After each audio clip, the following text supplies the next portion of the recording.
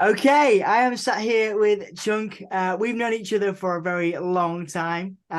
Obviously, that is how I've known you. Obviously, some people call you Paul. Some Yeah, not people, many. Yeah. yeah, some people call you by other names. But you were one of the people that I'd first thought about when I started doing this project because it's about trying to promote the creative nature of the city and again promote the positivity and the positive things Yeah. going on in Hull. Okay. And you obviously spent a lot of time here. Then you left, and then you came back, and I did. you're obviously very involved in the music scene and the arts and creative scene yourself. So that's me putting loads of stuff on you there. So can you introduce yourself and tell me a little bit about what you do, please? Okay. Well, as Dom said, most people call me Chunk, or at least know me as Chunk. I was once in a band, but that turned into becoming an event manager. So I guess I started doing creative things in Hull by DJing at Spiders. I think that's how I started getting to know people. Basically, being drunk. Although I never drank when I was working at Spiders. I just drank in Spiders excessively and fell over a lot. But yeah, it got to a point in my life where I decided I wanted to pursue a creative endeavor, especially within the music industry. So I moved to Manchester and got my degree in events management. Managed to get a 2-1, drinking man's first. Hey. And then after being made redundant from my job after university, I didn't go into events. I kept doing it on a part-time basis, as most promoters and event managers do at the start, because to earn a full-time living is extraordinarily difficult. Then I got made redundant and got a small payout. So I decided to start an event management company. Finally started my own event management company, fully self-employed, registered with everything and everyone. And then the pandemic hit and destroyed the entire industry. So that was a bit of a bummer. Moved from Manchester. This is over the space of like 10 years. I'm very, very summarizing this. Moved from Manchester to Durham. Unfortunately, my relationship that I was in didn't work out. So I have recently moved back to Hull. Been here about 8 months now, just to sort of recharge, rebuild, and refocus where I want to be in life. Absolutely. And how has that been? Because I think Hull in previous years may have been people have been like, oh yeah, well, I don't necessarily want to go back to Hull, but I I think, get that. Yeah. yeah, and certainly that was me many, many years ago. But having left and lived in different places, countries, etc., coming back to Hull seemed for me quite exciting at the time. So I wonder, how has kind of refinding yourself been in Hull? I get that. When I left Hull in 2012, I was done with the city. I was like, this is a dead city. I need to get out of here. I don't want to be here anymore. I need to find something else going on in the wider world, in a bigger city. And I said for years internally, I mean, I might have told a few friends internally, I said that going back to Hull would be seen as a bit of a failure. So when my life fell apart and it was like, right, my only choice is to move back to Hull because I've got family there that could put me up. I was gutted. I was like, oh God, it's like I've got to go back to Hull. I get back to Hull and the place has changed so much in 10 years. I'm guessing the city of culture has a bit to do with that. I only saw it all from a distance online and I didn't have much of a social media presence, so I didn't see a lot of it. But I've come back and the amount of there does seem to be a pulse again in the city. There is a real thriving scene for all types of music. We've got so many more venues here now than when I left, and we've got the big Bonus Arena. I went to see the Offspring at the Bonus Arena. Never in a million years thought I'd be able to see the Offspring in Hull, and I had an absolutely fantastic night. It's a great venue, a bit overpriced, but then all of the larger corporate venues are. You know what you're going to get when you go to a bigger show. But yeah, we have just off the top of my head, we have obviously O'Reilly's. Darren's still doing his thing down there. We've got Springbank Tavern, we've got Dive Bar, we've got Polar Bear, we've got Roadhouse, we've got upstairs at the Hayworth now is a live music venue that's only just started out and it needs a bit more attention thrown at it because the fella who's now running the Hayworth has kitted the place out. The sound system is great. There's graffiti all over the walls. It's all fluorescent and looks fantastic.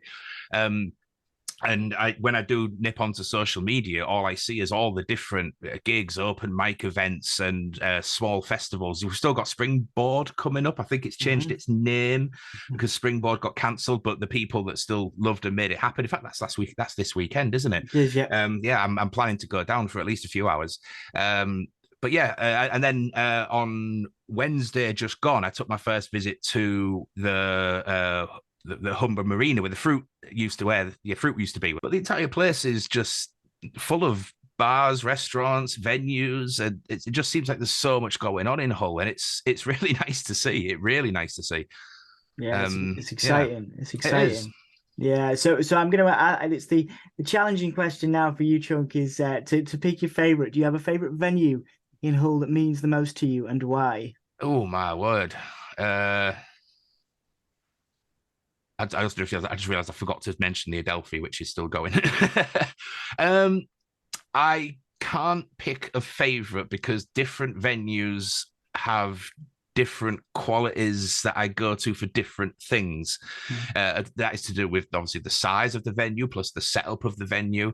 I will say I'm a big fan of Springbank Tavern. It's just a bog standard basic rock pub, but also does live music and DJing events as well. I do like that. I like going to O'Reilly's a lot because they tend to focus on the cover band side of things, and I bloody love cover bands. I don't understand the hate that they get. I think they're fantastic. They do lots of original music as well, don't get me wrong. But the stage and the lighting rigs and stuff they've got in there are fantastic. The drinks are reasonably priced. It's weird. Hull as a whole is just really seems to be on the up at the minute. Yeah. There's lots of really cool stuff going on, and again, it's nice to see that enthusiasm, which I think Yeah. I've always seen with you, and I think a lot of people know you, a lot of people love you in the scene, and I think it's a wonderful thing. Did you take any of those skills because you were very heavily involved in the Manchester scene as well when you were there Yeah, on yeah. on a national scale with festivals and things? What knowledge have you taken from Manchester and applied to some? Because I know you've been doing DJ sets and things since you've been back. What knowledge have you taken from that experience in Manchester back to Hull? I mean, I definitely cut my teeth in Hull and learned a lot, but then learned so much more on a more national scene. Um, Good question. Something I have learned on my many adventures out into festivals and managing various events and things like that is something that people might sneer at, but I have the proof of the pudding is that you need something that excites people if you're going to want to bring people to your event or venue. Um, you will get a response from a crowd if you are in the corner of a bar with a laptop. 100% you will get people coming to your show. But if you want to excite people and make an event of something, then you need, for lack of a better expression, a gimmick. And gimmicks, the term gimmick is more like, it's just gimmick. It's like people love gimmicks. People love something different and fresh and original and new and exciting. That's why when people put on like a one-off show, which I have done in Hull and intend to do more of, people will get excited and come to it because it is something new and different. That's one of the most important things. And even on a mass festival scale, each year, where like when I was working at Bloodstock, each year I'd be talking to the management team because I was the entertainment manager there and saying, right, what can we change? What can we make different this time to make the experience, especially on a night time after the bands have finished, much more exciting and memorable for our punters? Mm-hmm. Yeah, so it's kind of creating that unique selling point and that gimmick as you mentioned there. Absolutely. Yeah, unique Good. selling point. That's a far more professional way of saying gimmick, isn't it? But yeah, absolutely. Yeah, that's fantastic. That's fantastic. And I think before we go on to the quick fire questions around, again, your favorite places to eat, etc., it'd be nice while we've got you to if somebody else, is in Hull, and they're coming up, maybe they're a young person and they're thinking to themselves, like maybe you and I did back in the day, right? Well, let's, they're thinking, oh, well, I can't maybe afford to move out of Hull just yet. So how do I make the best of my scene? How do I, and maybe they want to stay in Hull, who knows? Yeah, But absolutely. how do you make the best of being here? How do you thrive in Hull in 2023, in your opinion? What do you do in terms of, particularly if you want to connect in the music scene, for example? My biggest advice would be if you want to grow a network in Hull or indeed any area, then you need to show your face at other shows. The support is what matters, and people remember the support. When I was a younger man and I could hack it, I was at every nightclub night. I was at every show. Obviously, maybe not every, but I was on a hell of a lot of them. And that's where people get to know my face and my name. And if you're a nice person, I think kindness is 100%, especially in this day and age when when everyone seems to be at each other's throats. Just be nice. Try not to. If you have some negative opinions, just keep them to yourself. No one needs to know them. Just be nice. Try and see the positive thing in everything. And yeah, just attend shows, talk to people, get to know people. Whilst people, if you're on a higher level of promotion, you book. I'll just go back to the example of the Offspring at Bonus Arena. You book the Offspring at the Bonus Arena. Absolutely nobody's going to give a flying shit who promotes that show because the band is selling the show. If you're working in underground music or in any genre whatsoever, if you are a promoter who is taking the risk of paying these performers to come to your event, people are going to support you so much more because they want to support you as a person and you as a promoter, and then they might discover new music. So it's about that again, being nice, the enthusiasm there as well, Yeah. and also the quality, I suppose, the quality of the promotion and working hard on it. Another bit of advice I would give for anybody doing a promotion is remember that promoting any independent show, so you don't have the backing of, say, a venue that can pay everyone out of their bar takings, etc., is promoting is a gamble. You have to weigh up what it's going to cost you to put on the show versus what you think people are willing to pay for a ticket, and balance your break-even point. If you've got a 200 cap venue, and your show is costing £1,000, and £1,000 is cheap for shows these days because everyone wants paying, then don't price your tickets as if you only break even if you sell out. Put yourself a bit lower, put your ticket prices a little bit higher, but not too high. It's a balancing act. And again, it's a gamble because you get it right. Back in Manchester, there were some shows where I got the gamble spot on, and I walked away off one night with £4,000 in my pocket. There are some nights in Manchester where I got the gamble way off. I didn't pay attention to what else was going on in the city that night. So your crowd gets thinned out, and I ended up losing at least £1.5, £2,000. So I mean, they're big numbers because I was a bigger promoter when I was in Manchester. But even starting at the grassroots level in Hull, you could be some nights making 200 quid profit, some nights losing £100. And so you've got to just really analyze them. I guess you have to analyze the markets, know the people that you're selling the tickets to, know their musical tastes, know what excites them. And all this comes together into forming your event. And if you get it right over and over again, your reputation as a promoter will grow and grow and grow. Every venue you work with, every band you work with, every sound and lighting tech you work with will have nothing but positive things to say about you. And so your reputation will grow, and bigger touring agents and bigger management artists will be like, hey, who's this new person on the radar? Let's have a go. Just while I'm saying this, fight misogyny in the music scene because it's so male-led and it's so male-controlled. And my business partner back in the day would often be on the receiving end of misogyny because she was a girl. Wouldn't get the same amount of respect that I would get, wouldn't get the same amount of access that I got until I had to come and show that the security people that, no, this person is as much a part of this as me and has access. It's awful.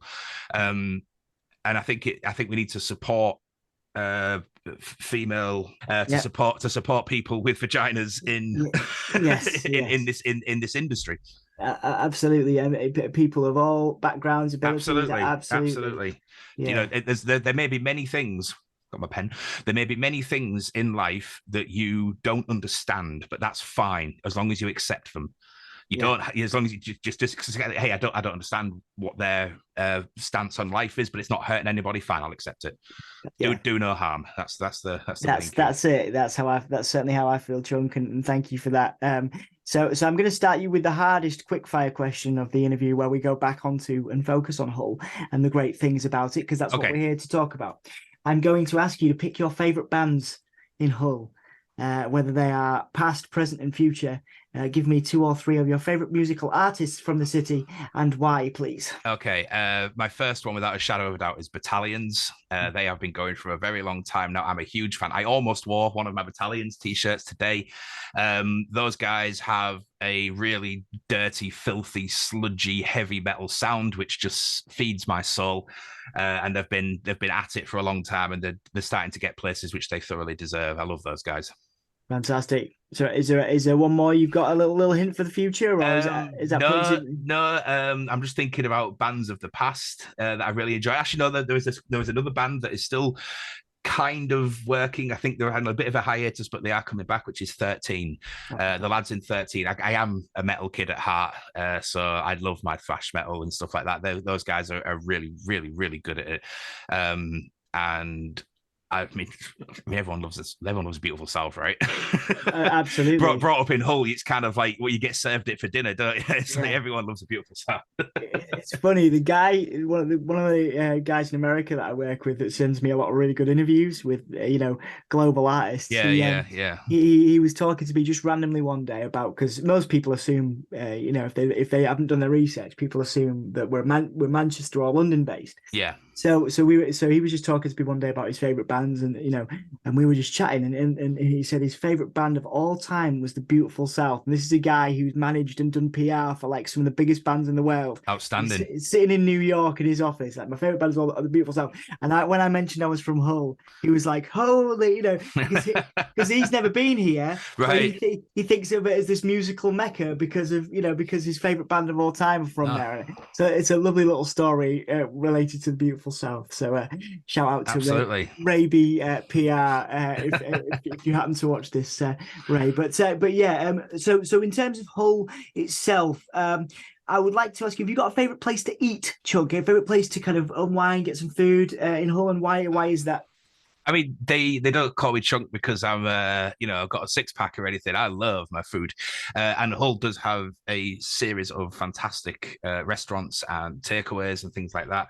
Um, Although probably my favorite place at the moment is a takeaway on Newland Ave, which has been there since maybe even before I was born, called Hock Palace. It's a Chinese takeaway run by the lovely old fella, Mr. Hock, and his wife, and they don't do deliveries. They close by 8 p.m. every night, so you've got to get in there and get it yourself, but the food is amazing, and it is so cheap. You can still get a tofu, green pepper and black bean with rice for like £4.50. It's in this economy, it's a bargain, and he's such a lovely guy as well. So yeah, Hock Palace for my takeaway. In terms of eating in places, I haven't been doing a lot of it since moving back to Hull, and I understand that there is a lot of there are a lot of new places. However, I'm going to go back to the old school again and say Prince's Ave, Marrakesh Avenue, some of the finest Moroccan food I've had. So yeah, definitely. Wonderful, thanks for that, Chuck. And favorite, I've never been sure whether you drink a lot of caffeine, coffee, and tea. But if you've got a cafe, have you got a caf or a favorite cafe that I you like to? do. Yeah, yeah, and I'm sticking back with the Newland Avenue again, Planet Coffee. Oh, I love Planet Coffee. Yeah. Tried and tested. Anytime I'm meeting anybody for a chat or anything like that, I mean, what else would you do in Planet Coffee apart from chat? But yeah, it's always should I meet Planet Coffee. It used to be the zoo. Oh my god, I adored the Mm. zoo, but unfortunately, it's no longer operating as a cafe, which is such a shame because their food was exquisite. But yeah, Planet Coffee is the one for me. Fantastic. I do love Planet Hell Coffee. yeah. Couple more then. Do you have a hidden gem? So somewhere where you would tell people from outside the city to go and check out that they might not know about. It's not necessarily as promoted as Bonus Arena or Humber Street or somewhere like that. Do you have a place that you like to just go and unwind that you would like to share with people? um, I do, but this is personally for my own personal Okay, taste, cool. and this has only existed since I came back to Hull last year. But I've become a really big fan of the karaoke bar on Newland Ave. Nice. It's like my little go-to place. Other than that, if I want to unwind during the day with a drink, unfortunately, I don't do food, but the People's Republic, also on Newland Ave, is a place I really like to go. Yeah, I still It's need to go there, man. I keep thinking about it's going there. the music vibes are always really chill. It's usually some sort of like reggae or folk or blues music kind of thing. The beer is of excellent quality, and yeah, it's just a real nice place to relax. It gets a bit lively on an evening, but then I'm usually in bed by 10 o'clock anyway. Me too these days, man. Me too these days. All right. Well, yeah. We this one kind of catches people off guard, and I should probably have prepared you before this. But Okay. we've had so Cannibal Animal once told me a fact about Hull, because I'm going to ask you about a fact about Hull. Cannibal Animal told me there was a zoo on Prinny Ave once, and I didn't know that. Okay. an actual zoo. That's where the polar bear is called the polar bear, because No way. there was an actual polar bear that they used to have in the Amazing. zoo. Yeah. There's some, this was bleak. Someone told me the other day that there are skeletons of babies in some of the walls on Princess Avenue somewhere, um well, I think it was when abortions were made Wow. Okay. Yeah. Yeah. illegal. So we've had some pretty rough facts in there. I'm trying to think. I don't know if I've had any really positive fun facts actually about Hull, but I is got one. yeah, go on. Can you give me a fact about Hull that other people might not know? It is the birthplace of the greatest seasoning on earth, American chip spice. So nothing to do with America. Why they called it American chip spice, I don't know. Although instantly, while I think about it, the first time I ever tasted it was from Yankee Land Burger Place. So maybe the association of American chip spice with Yankee Land Burger Restaurant, that's why it came about. But yeah, chip spice. Some areas in the country, because it is spreading. Oh, the word is getting out. Oh, delicious chip spice. Some places call it red salt. But yeah, Chip Spice is from Hull, born and bred. And whenever I do move away, I always make sure that I order some in to keep in the cupboard because it is delicious. And it's not just for chips either. Put it in your No. burger mix and stuff like that. Yeah, I've take it to some American friends, and they've had their mind blown Yeah, by it. And yeah. then some of my friends over in Lancashire, they're like, "Wow, this is amazing!" So yeah, chip spice is the way forward. Thank you so much for your time today, Hey, man, Chuck. no worries, man. I could sit with you for hours and chat, and it is a pleasure. Before we wind up, we sort of check whether I've done my job properly at this end. Now, is there anything you'd like to plug or promote or say to the people of Hull as we finish up today? Um, I mean, say to the people of Hull, I know I'm guilty of not doing this as well, but try and support your underground venues more. I know that money is hard, and there are a lot of underground venues doing a lot of their own things, so it's difficult to pick and choose between them all. But just try and support one a week, I guess, or something like that if you can. I know money's, like I say, money's really tight. In terms of promoting myself, I guess I'd say I've got a Twitch channel which I spend a lot of my time on. Classic X Chunk. If you want to come and give me a follow, watch me play video games. I do often listen to music. Do music reaction streams once a fortnight, and basically waffle crap like I've been doing here for the last 23 minutes. It's been a pleasure, Chunk. And I also want to extend that question because, like I said to you before, a lot of people love you in Hull, and a lot of people support you, and obviously you have supported the music scene for many years, and people respect you for that, and I know that you respect the other people on the scene. So just as a message to whether it's family, whether it's friends, people that have got behind you from the very beginnings of your career, your time in Hull, all the way through Manchester, Bloodstock, and all that to right now, what would be your message to those who have supported you and will continue to do so? I mean, obviously, how can you say anything but thanks? It's been one hell of a ride, but also after doing a lot of self discovery since the pandemic, I also like to say I'm sorry for any times that I have ever been so drunk that I soiled myself and you had to take me home, which has happened. I'm not that guy anymore. I'm a much better version of myself.